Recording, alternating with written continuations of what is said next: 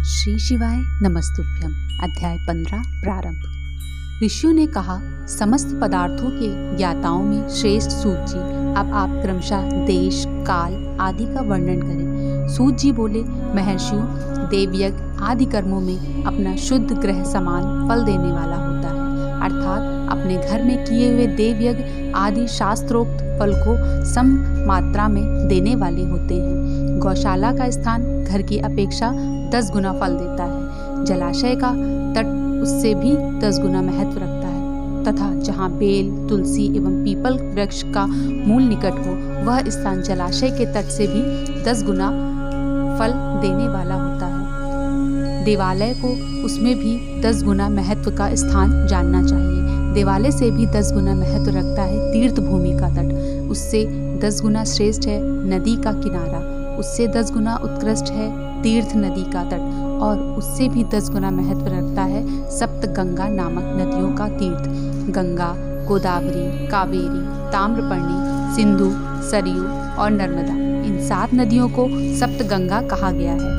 समुद्रों के तट का स्थान इनसे भी 10 गुना पवित्र माना गया है, और पर्वत के शिखर का प्रदेश समुद्र तट से भी 10 गुना पावन है। सबसे अधिक महत्व का वह स्थान जानना चाहिए जहाँ मन लग जाए। यहाँ तक देश का वर्णन अब काल का तारतम्य बताया जाता है। सतयुग में यज्ञ, दान आदि कर्म पूर्ण फल देने वाले होते हैं, ऐसा जानना चाहिए। त्रेता युग में उसका 3/4 फल मिलता है। द्वापर में सदा आधे ही फल की प्राप्ति कही गई है। कलयुग में 1/4 ही फल की प्राप्ति समझनी चाहिए, और आधा कलयुग बीतने पर उस 1/4 फल में से भी 1/4 कम हो जाता है। शुद्ध अंतःकरण वाले पुरुषों को शुद्ध एवं पवित्र दिन सम फल देने वाला होता है। विद्वान ब्राह्मणों, सूर्य संक्रांति के दिन किया हुआ सत्कर्म पूर्वोक्त शुद्ध दिन की अपेक्षा 10 गुना फल देने वाला होता है। यह जानना चाहिए, उससे भी 10 गुना महत्व उस कर्म का है जो विषु नामक यज्ञ योग में किया जाता है। दक्षिणायन आरंभ होने के दिन अर्थात कर्क की संक्रांति में किए हुए पुण्य कर्म का महत्व विषु से भी 10 गुना माना गया है। उससे भी 10 गुना मकर संक्रांति में, और उससे भी 10 गुना चंद्र ग्रहण में किया हुआ पुण्य का महत्व है। सूर्य ग्रहण का समय सबसे उत्तम है, उसमें किए गए पुण्य कर्म का फल चंद्र ग्रहण से भी अधिक और पूर्ण मात्रा में होता है। इस बात को विज्ञ पुरुष जानते हैं। जगत रूपी सूर्य की राहु रूपी विषय से संयोग होता है, इसलिए सूर्य ग्रहण का समय रोग प्रदान करने वाला होता है।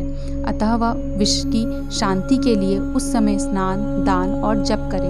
वह काल विश्व की शांति के लिए उपयोगी होने के कारण पुण्यप्रद माना गया है।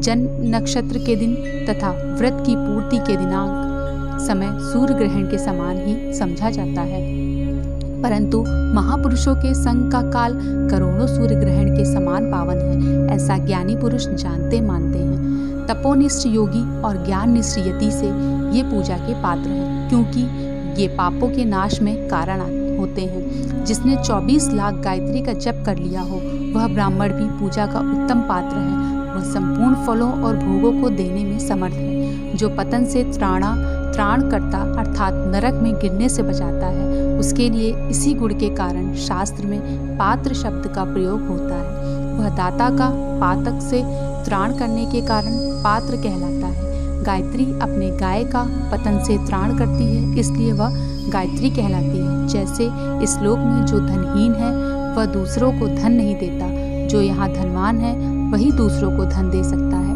उसी तरह जो स्वयं शुद्ध और पवित्र आत्मा है वही दूसरे मनुष्य का त्राण या उद्धार कर सकती है। जो गायत्री का जप करके शुद्ध हो गया है वह शुद्ध ब्राह्मण कहलाता है। इसलिए दान, जप, हवन और पूजा सभी कर्मों के लिए वही शुद्ध पात्र है। ऐसा ब्राह्मण ही दान तथा रक्षा करने की पात्रता रखता है। स्त्री हो या पुरुष, जो भी भूखा हो वही अन्न दान का पात्र है। जिसको जिस वस्तु की इच्छा हो उसे वह वस्तु बिना मांगे ही दे दी जाए तो दाता को उस दान का पूरा फल प्राप्त होता है। ऐसी महर्षियों की मान्यता है। जो सवाल या याचना करने के बाद दिया गया हो वह दान आधा ही फल देने वाला बताया गया है। अपने सेवक को दिया हुआ दान 1/4 फल देने वाला होता है। विप्रभो जो जाति मात्र से ब्राह्मण और दीनता पूर्ण वृत्ति से जीवन बिताता है, उसे दिया हुआ धन का दान दाता को इस भूतल पर 10 वर्षों तक का भोग प्रदान करने वाला होता है। वही दान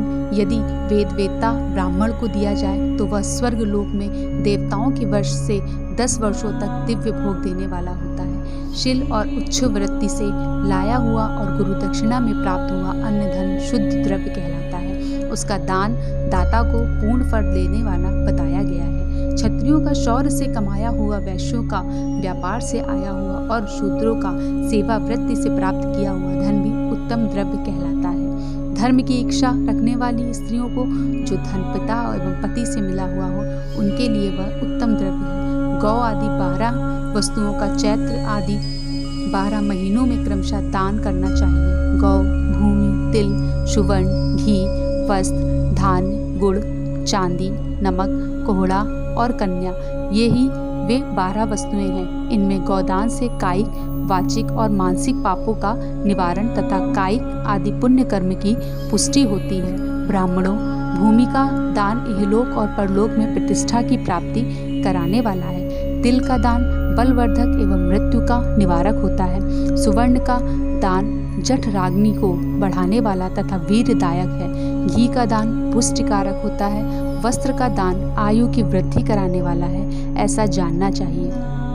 धान्य का दान अन्न धन की समृद्धि में कारण होता है। गुड़ का दान मधुर भोजन की प्राप्ति कराने वाला होता है। चांदी के दान से वीर की वृद्धि होती है। लवण का दान षड्रस भोजन की प्राप्ति कराता है। सब प्रकार का दान सारी समृद्धि की सिद्धि के लिए होता है।